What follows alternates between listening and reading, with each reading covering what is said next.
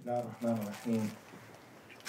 الحمد لله نحمده ونستعينه ونستغفره ونعوذ بالله من شرور أنفسنا ومن سيئات أعمالنا. من يهده الله فلا مضل له ومن يضلل فلا هادي له، وأشهد أن لا إله إلا الله وحده لا شريك له، وأشهد أن محمدا عبده ورسوله صلوات الله والسلام عليه. أما بعد، فإن خير الكلام كلام الله سبحانه وتعالى، وخير الهدى هدى نبينا محمد بن عبد الله صلى الله عليه وعلى آله وسلم، وشر الأمور محدثاتها، وكل محدثة بدعة وكل بدعة ضلالة. In regards to the topic that I've been assigned, the reckoning, or what is known in Arabic as al-Hisab, then this issue is a wide and it is an expansive issue, and it is an obligation, just like the Salat is. It is an obligation upon everyone here to try to learn as much as he possibly can learn about this particular issue. It is connected to one of the 6 pillars of al-Iman. So we have 5 pillars of al-Islam: the Shahadatain, the Salat, the Zakat, fasting, and Hajj. And then we have the 6 pillars of faith, al-Iman, that comes to us in the Hadith, in which Jibreel came to the Prophet sallallahu alaihi wasallam, and he asked him, "Tell me, Ya Muhammad, what is al-Iman? What is it to be a mu'min? What is al-Iman?" The Prophet responded, sallallahu alaihi wasallam, "Al-Imanu an tu'mina billahi wa malaikatihi wa kutubihi wa rasulihi wal yawm al-akhir wa an tu'mina bil qadr khayrihi wa sharrihi." Faith is for you to believe in Allah and His angels, His books, all of the messengers, to believe in the last day, and to believe in the qadr, the divine destination, the predestination. Each one of these pillars of al-Iman, they are extensive. You can't deal with them in 45 minutes or 1 hour. You can't. It's just too much. When you want to talk about the first pillar of al-Iman in Allah, that's wide and it's expansive. Who is Allah? What does He do? What does He not do? What are His names? What are the meanings of those names? What is His characteristics? Where is He? Where is He not? A lot of issues. I'm talking about al-Iman in the Malaika. What are they created from? How many are they? What are their names? Who are the ones that we know about? So many issues. What is their job? What is their function? All of the arkan of al-Iman are like that. So one of the pillars of al-Iman is to believe in the last day. To believe in the last day. Part of believing in the last day is this issue of the reckoning. The reckoning.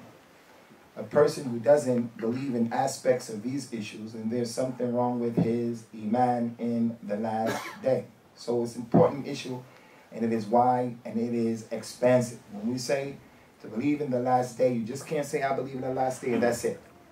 You have to come to know about as many of the details as possible. And from the details of al-Iman bil yawm al-akhir is that we have to believe in the hisab. We have to believe in the reckoning. And there is a day in which Allah Azza wa Jal is going to hold people to account for everything that they did while they were in the hayat of the dunya. That's the Iman in the last day. Part of an Iman in the last day, as I mentioned, is to believe everything about what is connected to it, what the Prophet said is going to happen, sallallahu alaihi wasallam, before it, what he said is going to happen on the day of Yawm al-Qiyamah, what he said is going to happen after. What's taking place in Pakistan is part of our Iman in the last day. What's taking place right now in the world today, in America, the UK, Somalia, Palestine, Iraq, all of that is part of our Iman in the last day, because the Prophet told us about it, sallallahu alaihi wasallam, that these issues are from the signs of the hour. So before the last day is even established, there are signs that prelude the last day. You can't say you believe in the last day if you don't believe in those signs that are going to come. Someone may say, but this is basic and fundamental.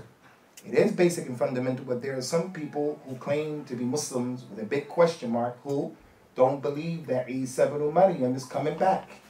He doesn't believe in al-Iman bil-Yawm al-Akhir correctly. If you deny that, there's something wrong with your Iman in the last day, because that's one of the signs, one of the major signs of Yawm al-Qiyamah. So the Prophet told the people, sallallahu alayhi wa ala alihi wa sallam, ما بقي لأمتي من الدنيا إلا كمقدار إلى صلاة العصر.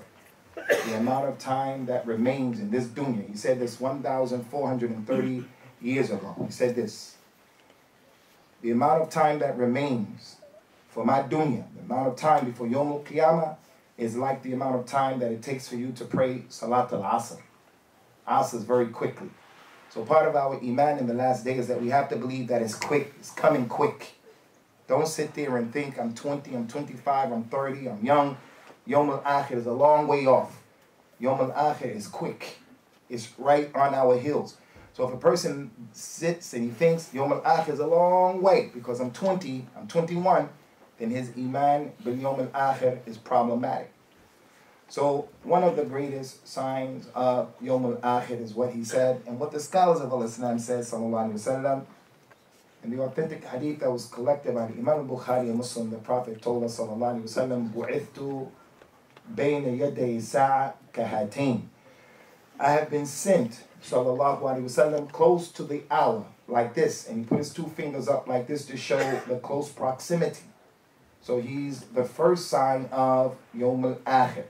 When Allah sent him, it was a sign to Bani Adam to know Yawm al-Akhir is very close.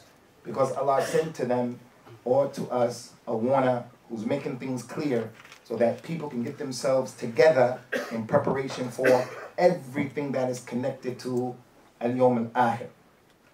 The other issue concerning the Hisab, Ikhwani, is that the people who the Prophet came to, sallallahu alaihi wasallam, they didn't believe in the Hisab. The mushrikun of Quraysh, they ridiculed and they made fun about the notion and the idea that there is a Hisab. And they rejected al-Iman in the last day. They believed in different things. They believed in Allah. His father's name was Abdullah. And other people during his time, before he even came, their name was Abdullah. They used to worship Allah, but they used to worship the idols as well to get them close to Allah. They used to make shirk with Allah. They used to believe in the Malaika, but they believed that the Malaika, they were the daughters of Allah. They used to say that Allah married the jinn and had relationships with the jinn. And from that marriage, there came girls, baby girls, and they were the daughters of Allah, and they're the Malaika. So they believed in aspects of the 6 articles of faith. But one thing they didn't believe in is that they did not believe in al-Yawm al-Akhir. And it took a lot of courage from the Prophet ﷺ to come to the people and to give dawah to something that they were going to look at him as if he was a madman. So the Muslims have to be upon this sunnah. The sunnah of calling to those things that our relatives and the society at large may look at you as being a madman. At the top of the list, calling our relatives and the community at large to the knowledge of the oneness of Allah. Calling them to that which they find it difficult to accept and to believe, that the Prophet was a human being, sallallahu alayhi wa ala alihi wa sallam. So for the Messenger of Allah to come out and to call to al-Imam al-Yawm al-Akhir, it took a lot of courage. Allah Ta'ala gave us a lot of ayat concerning this. From the famous ayat that we all memorize is what he mentioned in Surah Yasin. وَضَرَبَ لَنَا مَثَلًا وَنَسِيَ خَلْقًا قَالَ مَنْ يُحْيِي الْعِظَامَ وَهِيَ رَمِيمٌ قُلْ يُحْيِيهَا الَّذِي أَنْشَأَهَا أَوَّلَ مَرَّةٍ وَهُوَ بِكُلِّ خَلْقٍ عَلِيمٌ. They gave us a similitude, an example. Quraysh, Kufar, they gave us a similitude. They spoke about us by giving a similitude. And they said, who is going to give life to the bones after they have become dust? Tell them, Ya Muhammad, the one who created the bone from the very first time, the one who created them from nothing, he's going to give life back to them again. This ayat was revealed because one of the non-Muslims of Quraysh, one of their leaders, he picked up some bones that were baking in the sand. They were old. He said, Ya Muhammad, You mean to tell me when we become like these bones, Ramim, and he started squeezing it, and it came into dust, and it started falling out of his hand. You mean to tell me we're going to be returned back to life again? Making istihza, doing his eyes like that. And this ayat was revealed. They give us a similitude, and they forgot about themselves. Tell them, the one who gave life to these bones the very first time, he's going to bring them back again. He is the creator, and he knows what he's doing.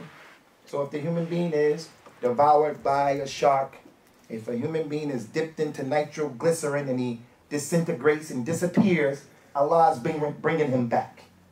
And bringing him back is not difficult on Allah, just as it wasn't difficult for him to create him in the first place. He's going to return back to Allah to be held accountable for what he did or for what he or she didn't do. The other point, Ikhwani, is from the names of Allah. We believe in Allah. Allah has names, he has attributes. From his names is that he is al-Hakim, al-Hakim, the one who is wise. He has hikmah. And then hikmah is putting things in the proper place. Putting things in the proper place. Treating people the way that they're supposed to be treated. Hikmah is treating your parents like the parent. Treating the person in position of authority as a person of authority. Treating the husband a certain way. Treating the child like a child. Treating the non-Muslim like the non-Muslim. Treating the Muslim like the Muslim should be treated. The opposite of hikmah is zulm, oppression. Zulm is putting things in the wrong place. Zulm is treating your parent as if your parent is a child. Zulm, oppression, is treating the person of authority and respect and knowledge, the imam, treating him as if he's ignorant. Zulm is treating the Muslim as if he's a kafir, being rough and tough with him. And zulm is treating the kafir as if he's a Muslim, having love and being soft and forbearing with him, the way you should be with the Muslim, and so forth and so on. Hikmah is putting things in a proper place. Knowing when to be tough, knowing when to be gentle. If you're gentle when you should be tough, or tough when you should be gentle, that's zulm. You put it in the wrong place. The worst kind of zulm is worshiping other than Allah. Saying that Muhammad deserves to be worshipped. You took the haqq of Allah that you were supposed to put with Allah, and you put it in the wrong place. You put it with his creation. Even if his creation is the best of the creation, sallallahu alaihi wasallam. That is zulm. That's the worst kind of zulm. And the best hikmah, putting things in the right place, is the tawheed of Allah. Worshiping Allah alone, and him alone. Hikmah is following Rasulullah sallallahu alaihi wasallam over everybody else, over every imam, over every culture, over every idea. So from the hikmah of Allah, and Allah puts everything in a proper place. Those of us who have money, Allah knew he should give this person money. The one who doesn't have money, Allah knew he shouldn't get him money.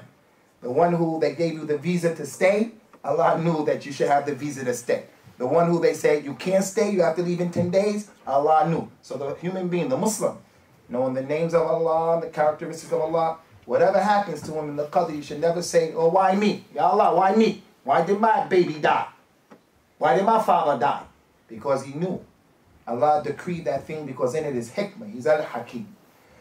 From the hikmah of Allah, his wisdom and his justice necessitates that there has to be a reckoning. Yawmul Deen, Yawmul Hisab.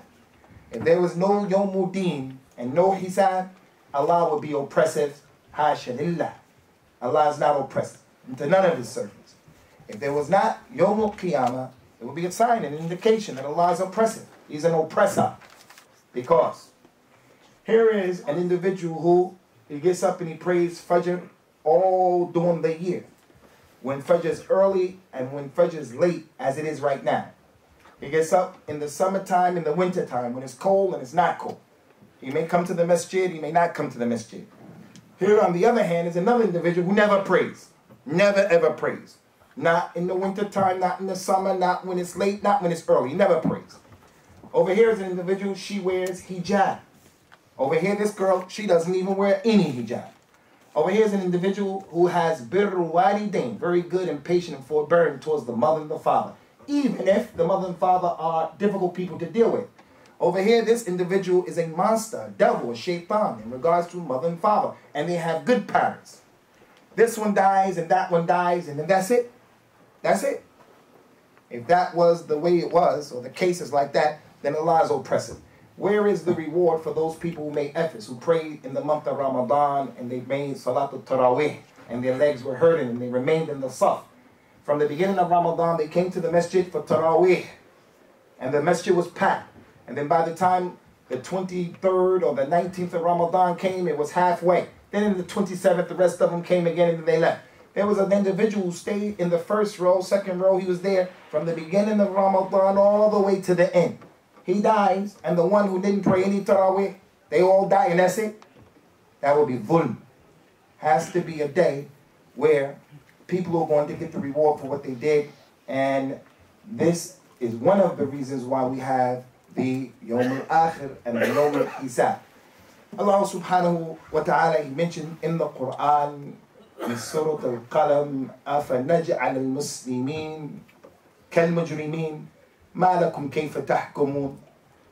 Should we and will we make the Muslims and treat them and make them like the criminals, meaning the non-Muslims? How is it, you people Quraysh, how is it that you are judging? The Muslim, as he told us, sallallahu alaihi wasallam, that the dunya is the prison of the Muslim, and the dunya is the Jannah of the kafir. The non-Muslim does whatever he wants to do in this dunya. The Muslim, he has limitations. He has a business. He's going to deal with his business in accordance to the Kitab and the Sunnah. Some things he's not going to do to make more money, and so forth and so on. So are we going to treat those people who are patient with the sijn, the jail, and the imprisonment of the dunya, and treat them the same like the people who were in this dunya and it was their Jannah, they did everything and anything that they wanted to do? No, it's not like that. The hikmah of Allah necessitates that there's going to be a Yawm al-Akhir. The lady came, our mother Aisha radiallahu anha, and she asked the Prophet sallallahu alaihi wasallam about an issue concerning one of the popular personalities who they knew. His name was Abdullah ibn Jad'an. Abdullah ibn Jad'an.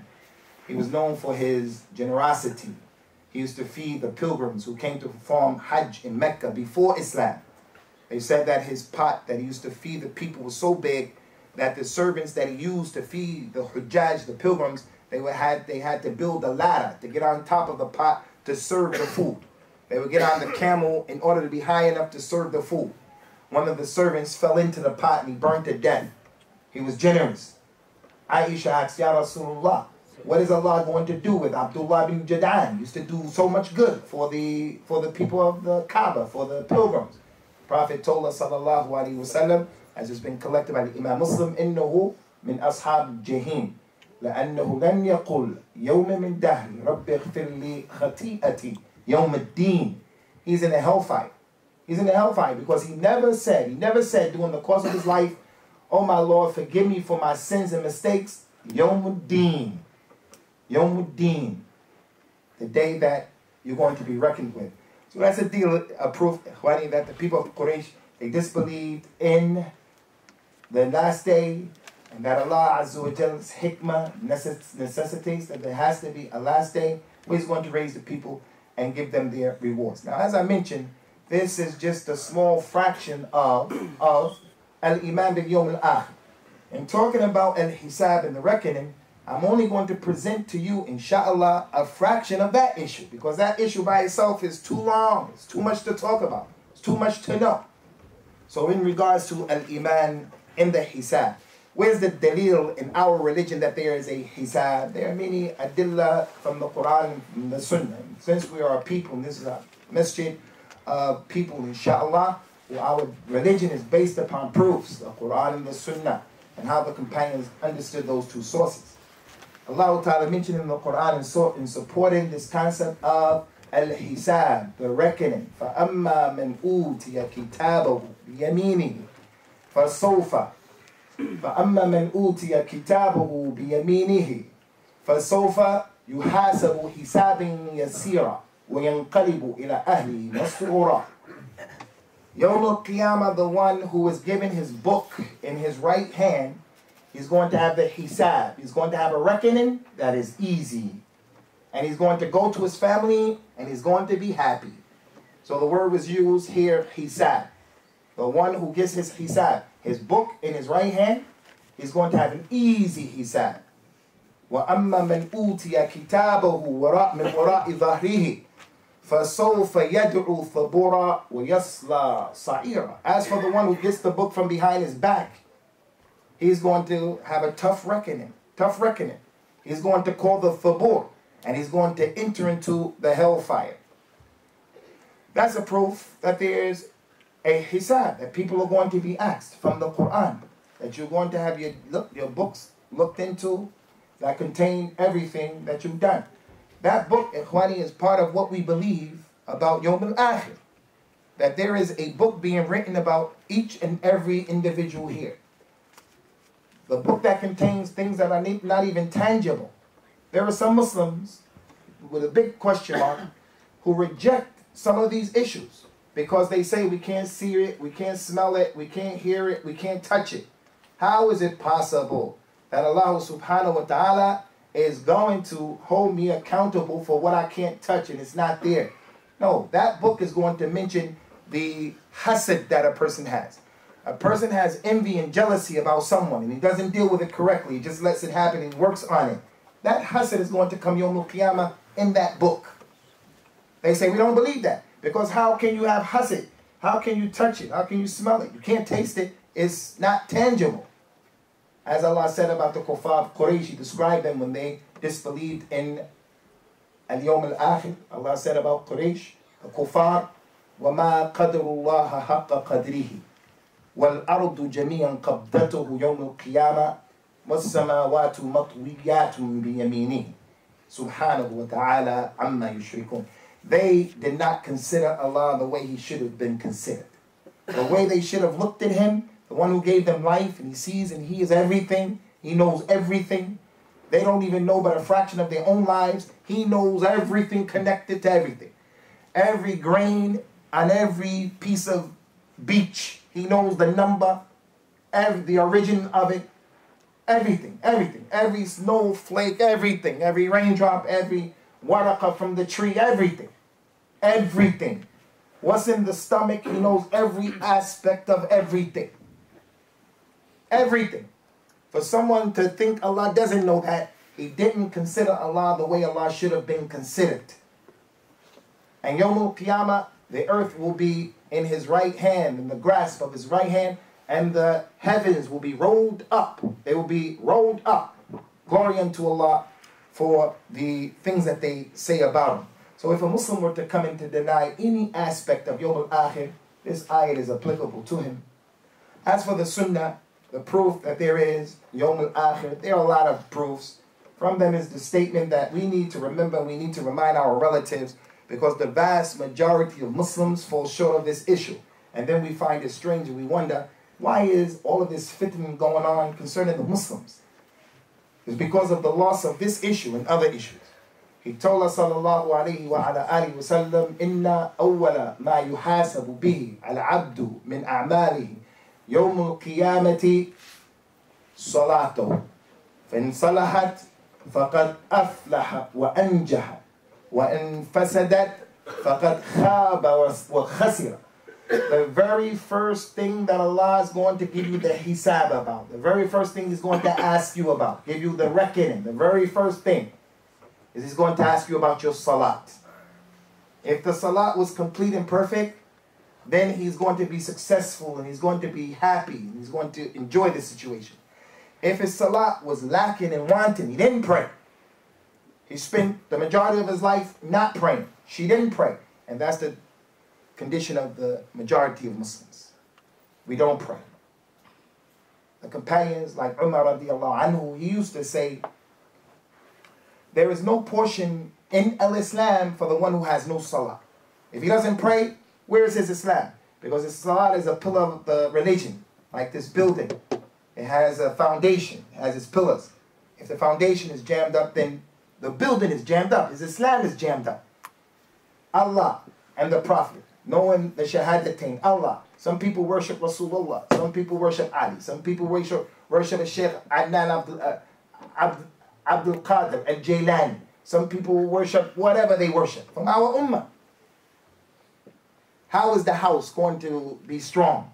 How is the religion? He doesn't pray. So the very first thing that's going to be looked into is that salah. Another hadith said, if the salah is good, then the rest of his deeds will be good. If the salah is bad, then the rest of his deeds will be bad. That's a dalil of Yawm al-Akhir and a dalil that there's a hisab. There are a lot of things we're going to be asked about. لا تزول قدم ابن آدم يوم القيامة من عند ربه حتى يسأل عن أربع. The slave, his feet are not going to move Yawm al-Qiyamah from in front of his Lord until Allah asks him about 4 things. The reckoning. He's going to ask him about 4 things. And umrihi fima afna. He's going to ask him about his life. The favor that Allah gave. How many years He gave. And what did you do with that life? You're going to have a hisab, a reckoning about that. وَأَنْ عِلْمِهِ مَاذَا عَمَلَ بِهِ. He's going to ask all of us about the knowledge that we have and what did we do with it. أَسْأَلَ اللَّهَ الْعَافِيَ وَالسَّلَامَ. He's going to ask us about the knowledge that you have. What did you do with it?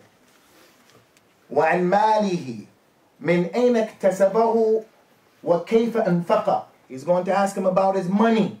Where did he get it from and how did he spend it? He got it from sources that were not halal, or he got it from sources that were halal, but he didn't spend it on the correct people. He didn't give it to his mother, he didn't give it to the needy sister, his sister who was a widow. He didn't help the masjid out, didn't help Islam out. The 4th thing he said, sallallahu alayhi wa sallam, wa an jismihi fima ablahu. He's going to ask him about his body. What did he do with it? He took drugs, he drank khamr, he got his ears pierced, he put tattoos on his body, she cut her eyebrows. I was going to ask you all about that. He overate, didn't take care of his body. All of those issues prove and indicate that there is a hisab from the Quran and the Sunnah. Many ahadith, many ayat from the Quran. So it's established. It's something that we have to believe in because it's in the Quran. It's in the Sunnah. The Prophet told the people, sallallahu alayhi wa sallam, ما منكم من أحد إلا وسيكلمه ربه يوم القيامة ليس بينه وبينه ترجمان فينظر إلى يمينه فلا يجد إلا عمى وينظر إلى شماله ولا يجد إلا عمى فلا يلومن أحدكم إلا نفسه. There is not anyone here, all of you, all of us, except that your Lord is going to talk to you. And there's not going to be any translator between you and Allah.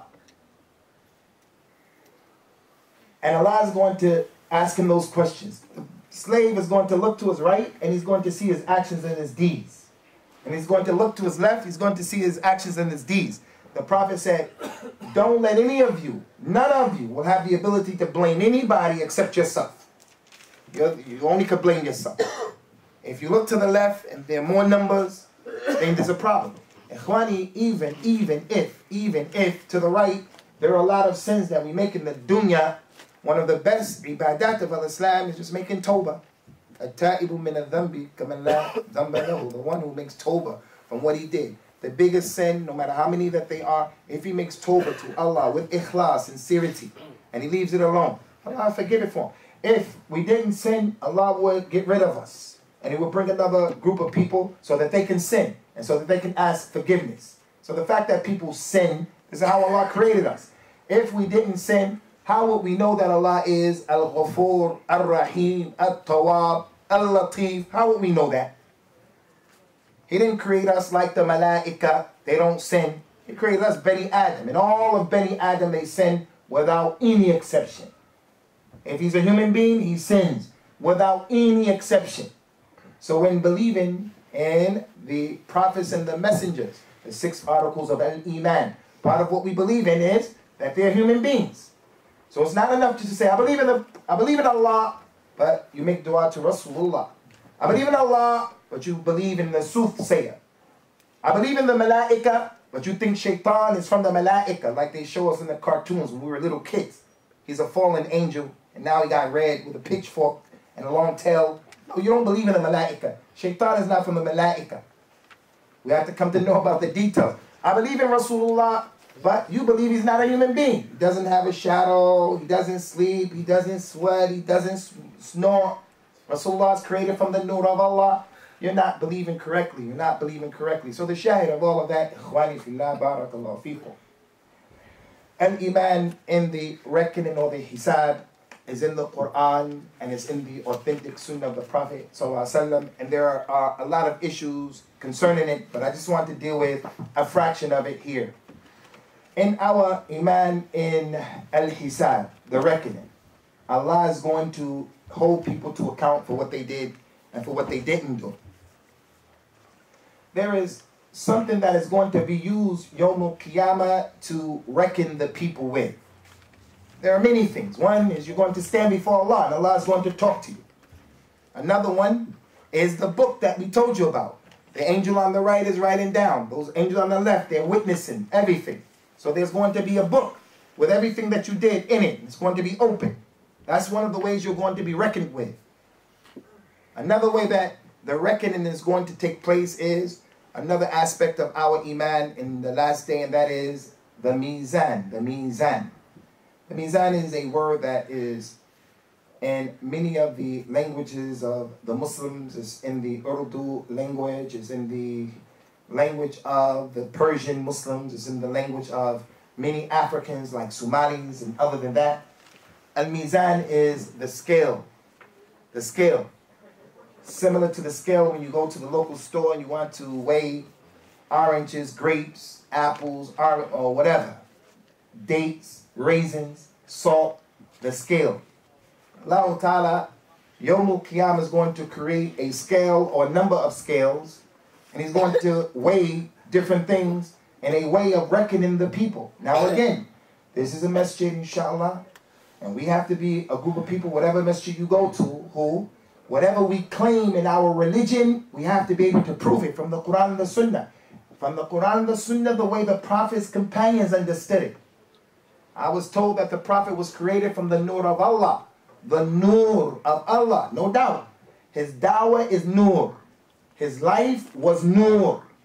But in order to believe, to get me to believe, anyone, that he was created from the actual Nur of Allah, you have to be able to prove that in the Quran and the Sunnah. So what do? They come up with fabricated hadith and stories. Our mother, Aisha radiallahu anha, as they say, was helping him to get dressed. And when he put his clothes on, she wanted to tie his belt around his waist. I never read where the Prophet had a belt. The scholars of Islam wrote everything about him. There is a book by Imam al-Tirmidhi called al-Shama'il al-Muhammadiyya. Everything you need to know about him. How he slept, how he snored, how his sweat came out, how he walked, how tall he was. Al-Shama'il al-Muhammadiyya. How his shoes were, how his cane was, how his mimbar was, what his camel looked like.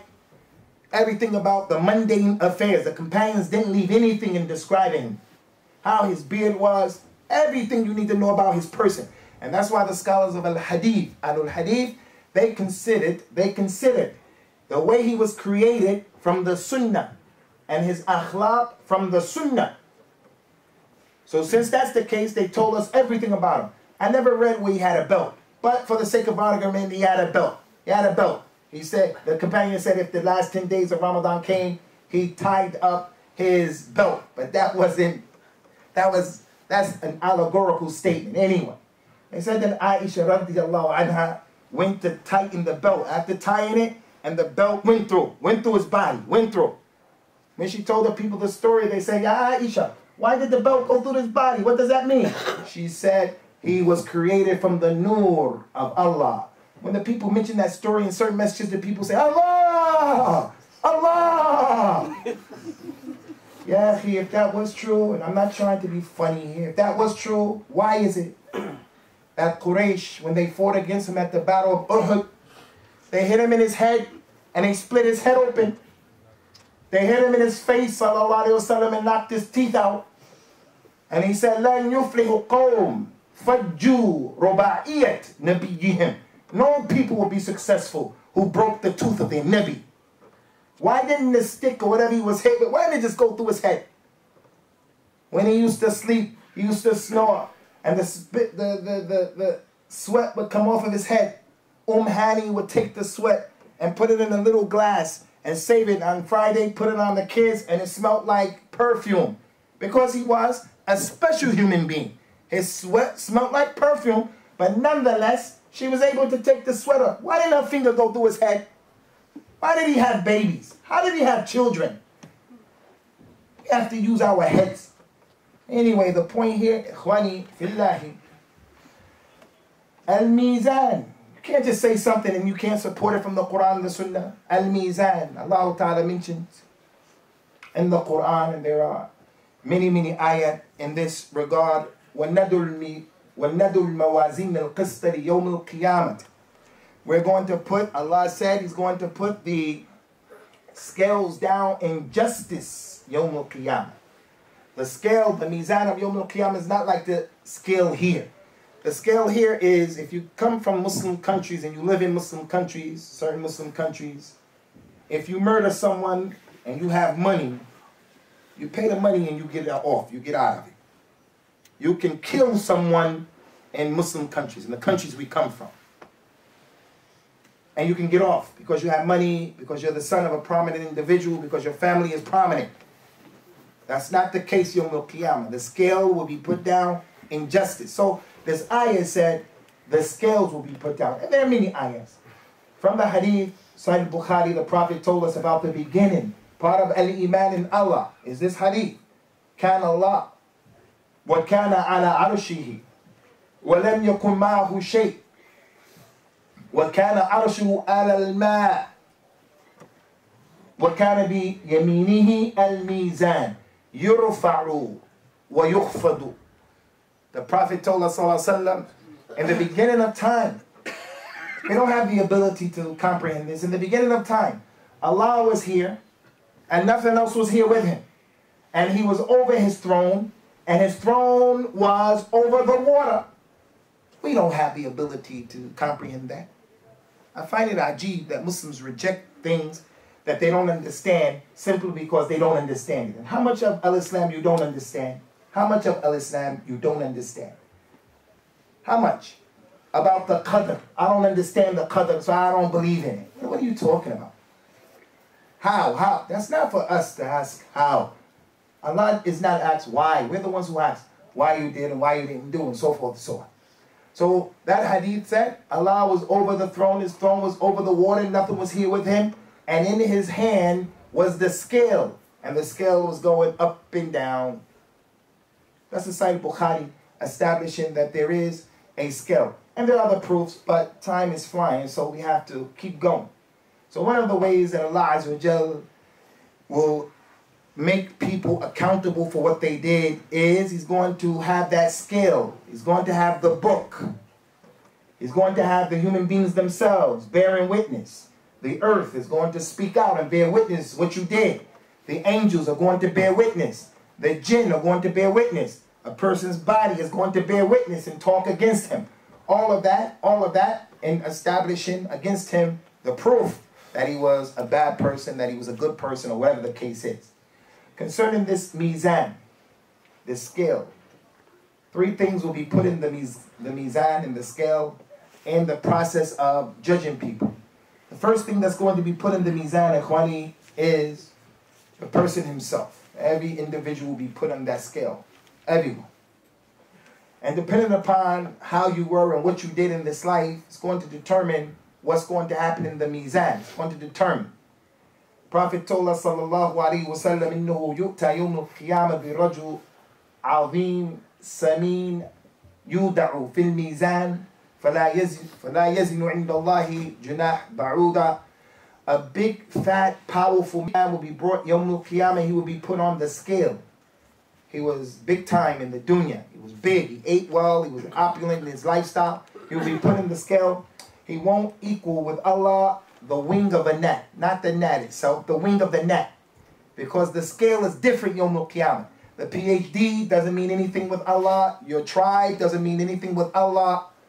Where you come from, Arab, not Arab, black, white, man, woman, doesn't mean anything with Allah. He's Sharif or a Sayyid, doesn't mean anything with Allah on that scale. Sayyid doesn't mean anything with Allah on that scale. Meaning if he was a Sayyid from Quraysh, but he didn't live up to the honor of being a Sayyid. He was just Muftakhir. I'm a Sayyid, I'm a Sayyid. Doesn't mean anything in the scale.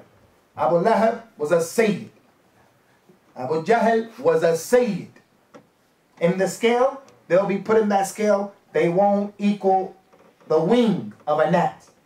The Prophet told his companion, sallallahu alayhi wasallam, Abdullah ibn Mas'ud, Ya ibn Mas'ud, get up and go over there to that tree and bring me a miswak stick. Climb the tree and bring me the miswak stick. Abdullah ibn Mas'ud, one of the ulama of the companions, and he was an ulama from the ulama because of the Quran. He immediately got up and he went and he climbed the tree.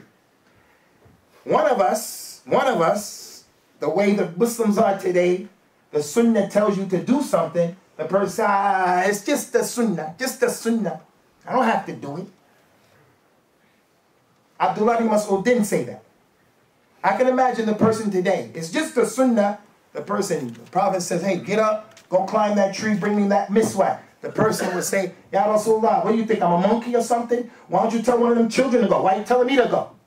The companions weren't like that. Get up, he went. He climbed the tree. Some people walked by Abdullah ibn Mas'ud up the tree and they looked at his legs. And his shins were very skinny. He was a skinny man. Radiyallahu anhu. And they were laughing. The Prophet saw it. They came, he said, what were you laughing at over there? They said, Ya Rasulullah, we were laughing at his skinny legs. His legs are skinny, the creation of Allah. What Allah chose from his hikmah. They were laughing at that. The qadr of Allah. They had a problem with that, an issue with that. Rasulullah swore and said, وَالَّذِي نَفْسِي بِيَدِهِ لَرِجْلُ عَبْدِ اللَّهِ بْنِ مَسْعُودٍ فِي الْمِيزَانِ يَوْمَ الْقِيَامَةِ أَثْقَلُ مِنْ جَبْلِ أُحُدٍ. I swear by the one who my soul is in his hands, Allah, one leg of Abdullah ibn Mas'ud in the scale is heavier than the mountain of Uhud. One leg. So he'll be put in the mizan. That's the dalil from the ayah, hadith. He'll be put in the mizan, and you'll be put in the mizan. So wallahi, ikhwani, wallahi, thumma billahi, thumma tallahi, the Muslim cannot look at this issue of being put in the mizan as being small. The beard of the Muslim is going to help him in the mizan. If you take it off, it's going to affect your weight. It's going to affect your weight. Those hairs on your wife's eyes, these eyebrows, plucking those few hairs in the mizan, it's going to affect the weight. It's going to affect the weight. Is that the biggest and most important issue in the world? No, it's not the biggest and most important issue. But trying to get heavy in the mizan is one of the most biggest and important issues in the world. In the world. The Prophet told the people, sallallahu alaihi wasallam, try to save yourself from the hellfire, even if it's with half of a date. This is the day. You break it off and you give the brother half of it. In the mizan, you're going to see that Yawm al-Qiyamah. In the mizan. So the companion Anas ibn Malik, he said to the tabi'een, you people are doing deeds that are more insignificant to you people than the hair on the person's head. We, the companions during the time of the Prophet, we used to see these deeds as being the things that will destroy you. So even the issue of the hair with the companions, it was important. So the person will be put in the mizan. Secondly, from what will be put in the mizan is the actions and the deeds of the people will be put in the mizan. This dars is going to be in the mizan, for me or against me. Depending upon my niyyah, depending upon what I'm saying. If I'm trying to fight people from up here and put people down, that's going to be in the mizan against me. If I'm saying what's incorrect and it's not acceptable Islamically, against me. Your sitting there is in the mizan. And it's not tangible. Yawm al-Qiyamah, how can someone bring your sitting here and hold it and feel it and touch it and smell it or hear it? Ma qadarullaha haqqa qadri. They didn't consider Allah the way He ought to be considered. Some Muslims don't believe in the mizan. They say, why does Allah need a mizan? Allah knows everything. He doesn't need a mizan. It's allegorical. What are you talking about? There's a mizan. Why would the Prophet say that about Abdullah ibn Mas'ud? So all of our actions and all of our deeds will be in the mizan. Allah Ta'ala mentioned in the Quran, فَأَمَّا مَنْ ثَقُلَتْ مَوَازِينُهُ فَهُوَ فِي عِيشَةٍ رَاضِيَةٍ وَأَمَّا مَنْ خَفَّتْ مَوَازِينُهُ فَأُمُّهُ هَاوِيَةٌ وَمَا أَدْرَاكَ مَا هِيَ نَارٌ حَامِيَةٌ. Yawm al-Qiyamah, anyone who comes and his mizan is heavy to this side is going to live a life that is happy, even if you got a lot of problems. And anyone who comes Yawm al-Qiyamah and his mizan is heavy, light on this side, heavy on the wrong side, then His mother is going to be the Hawiyah. And what would explain to you what is the Hawiyah? It is the burning hellfire. Thirdly and lastly, Ikhwani, from what will be in the Mizan in a way of giving people the Hisab, where they go and where they belong, Jannah and the Nar, with the Salihin Muttaqeen, or with the evil people who will be with Fir'aun. And other than that, the third and final thing that will be in the Mizan are those books that Allah is writing or having being written against us will be placed in the Mizan. The books that the Malaika are writing. Allah Ta'ala mentioned in the Quran in Surah Al-Kahf, وَوُضِيَ الْكِتَابُ فَتَرَى الْمُجْرِمِينَ مُشْفِقِينَ مِمَّا فِيهِ وَيَقُولُونَ يَا وَيْلَتَنَا مَا لِهَذَا الْكِتَابِ لَا يُغَادِرُ صَغِيرَةً وَلَا كَبِيرَةً إِلَّا أَحْصَاهَا وَوَجَدُوا مَا عَمِلُوا حَاضِرًا وَلَا يَظْلِمُ رَبُّكَ أَحَدًا. And that day you will see the book will be placed in the Mizan. And when it is placed, you will see the criminals in a state of being petrified and terrified. And they will say, what kind of book is this? It hasn't left anything out. It didn't leave anything out that was big or small, except that it has been mentioned in the book. The statement when the mother says to the individual, hey, do this, do that, or don't do this and don't do that. And the person says, rolling your eyes at your mother. That's in the Mizan. And the people will come and they won't even know. They won't even remember. I did this, I did that, I did this, I did that. The person's going to say, whoa, what kind of book is this? It hasn't left anything out, big or small. So from the dua of the Prophet is that he used to, sallallahu alaihi wasallam, ask Allah to forgive him for what he remembers and what he forgot about. He taught us that dua for our own good. To make dua, oh Allah, forgive me for what I know I did. There are those things that I know I did. But there are those many things that I don't remember that I did.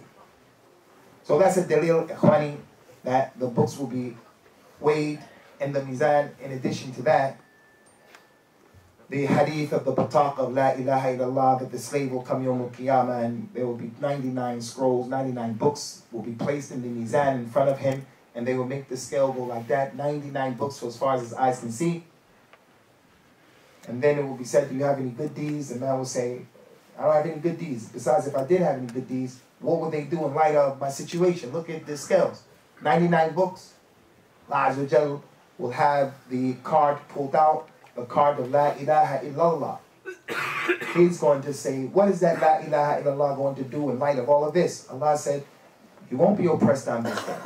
La ilaha illallah will be put on the other scale and it's going to outweigh it, because anyone who dies saying La ilaha illallah is going to benefit him.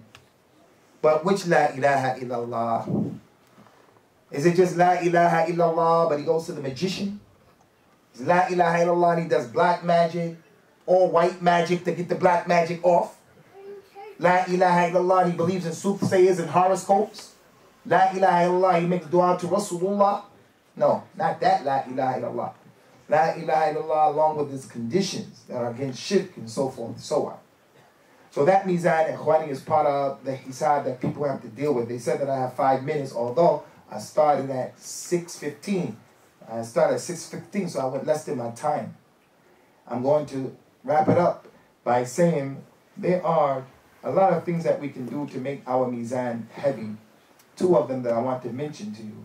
At the top of the list, you want to make your Mizan heavy, then be a person of a tawheed. Don't make shirk with Allah. Don't believe in things like crossing your fingers. Don't believe in good luck. Don't believe in charms. Don't believe in the rabbit's foot. Don't believe in the horseshoe. Christmas time, the mistletoe. People believe if you stand under the mistletoe at the same time with another person from the opposite sex, you give them a kiss and you're going to have good luck for the rest of the year. Don't believe in that nonsense. Eating the chicken and breaking the wishbone and making a wish over the bone. You want a heady Mizan? Stay away from all of that shirk and khurafat. That is in the Hindu culture. That slipped into our culture, a lot of it. The khatam and that kind of stuff. Stay away from that. It's not in our religion. If it was in our religion, you would be able to prove it in the Quran. I'm not against anyone. We have to be able to prove these things in our religion. You can't prove it in the Quran and the Sunnah. The way that the companions understood the sources, we have to avoid it. Second thing, if you want your mizan heavy, then be a person who, to the best of your ability, you try to follow the sunnah. Try to follow what the Prophet said and what he did, sallallahu alaihi wasallam, to the best of your ability. To the best of your ability. Because being on innovation and being an innovator will render your deeds null and void. Shirk will erase your deeds. If you do a deed with shirk, Allah will erase it. So it won't affect the mizan. And it'll be against you. Following other than the Prophet sallallahu alaihi wasallam will erase your deeds. You have to be a person to the best of your ability to follow the Messenger of Allah. We can't do that unless we make efforts to learn what was his sunnah. What did he do? How did he marry? How did he get divorced? How did he dress? How did he undress? How did he go to the toilet? How did he make wudu? How did he make wudu? How did he make salah? How did he lead the salah? How did he conduct the Jum'ah prayer? How? We have to come to learn about these issues.